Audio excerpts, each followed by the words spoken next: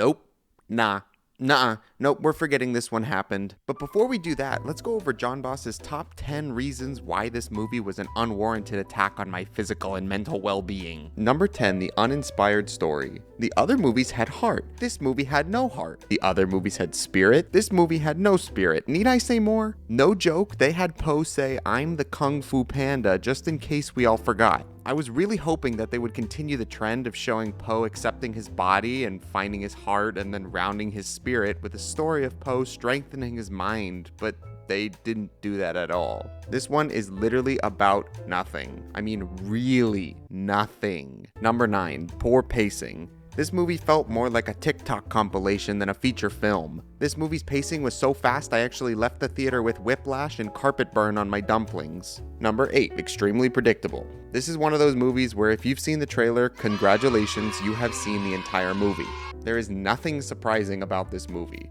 It's a formulaic, haha kids movie. I never fall asleep in movies, ever. Especially when I know I'm gonna make a video about it. And I'm proud to say I still haven't, but I was extremely close to closing my eyes once I realized this movie was going absolutely nowhere. I genuinely wouldn't have even missed anything if I did decide to take a little nappy nap though. Number 7, this movie has 0 reasons to exist. It was kind of funny, but that's it. There was no character development for anyone that we cared about. Jen changed a little bit, but who gives a fox? See what I did there? The joke was that you'd think if they were really trying to make 6 total Kung Fu Panda movies happen, that they would at least make some solid points as to why we should come back to watch the 5th and 6th movies. But instead, they made Ronnie Chang a fish, which is the only reason to like this movie. Number 6, the boring ass villain. The other movies had fun villains. This one had none villains, and I mean that. Remember how I said the chameleon was going to be Poe's most formidable foe yet?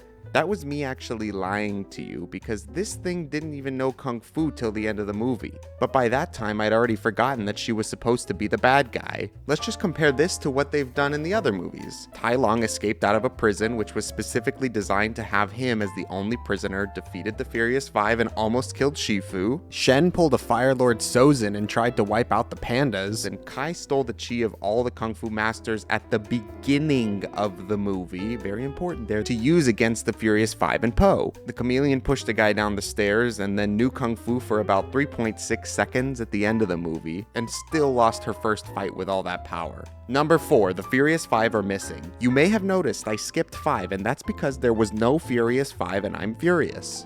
All we got was a short segment at the beginning of the movie where they explain their absences, but just like the rest of the movie, it goes faster than monkeys eating bananas, Crane's a Scientologist, Tigress has an OnlyFans, Viper's in Slytherin, and Mantis got his head bitten off by his baby mama for not paying child support. Yeah, I'm not buying any of that. Shifu was in this movie for a bit, I guess, but I'm pretty sure they just paid Dustin Hoffman to do his lines on Cameo so he didn't have to come into the recording studio. I mean, he didn't play a significant role in this movie after all. Outside of the scenes that were already in the trailer, he popped up every once in a while as Poe's voice of reason, which was a job that literally could have been done by anyone else, so that's another strike from John Boss. Number 3, Fox Guafina. They made Jen the main character of this movie instead of Po. Not only that, but she played the same character that she always does, so it didn't feel like a new experience. It's no secret that I find Awkwafina unfunny, so to make her the main character felt like a personal attack.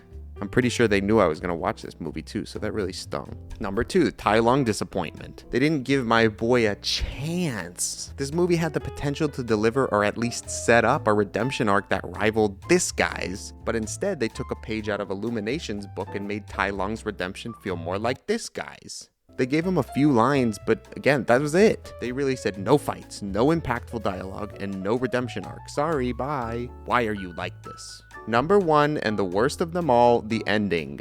Spoiler alert, the ending sucks. Kung Fu Pandas 1, 2, and 3 all had great endings. I think 3 was easily the weakest of the 3, but Po sending Kai to the spirit realm by Wuxi finger-holding himself still goes hard. This movie looked at those movies and said, hold my noodles. Obviously, I don't have access to the footage from this movie, so please enjoy this dramatic reenactment. The chameleon brings back all the Kung Fu masters from the spirit realm so she can take their powers. Tai Lung says, "You suck, Panda." Jen realizes she don't want to be bad no more. Po and Jen kick the chameleon's butt despite her new Kung Fu powers she stole. Everyone from the spirit realm, including the bad guys, say, "We want to go home." So Po opens a portal. Tai Lung says, "You know what, Panda, you're alright." And Po makes Jen the Dragon Warrior. I don't even want to spend more time talking about how dissatisfied I was with this movie because it really makes me angry. I thought DreamWorks would do my boy right, but they took a left when they decided to make a bad movie. And that's on my mama's, yo.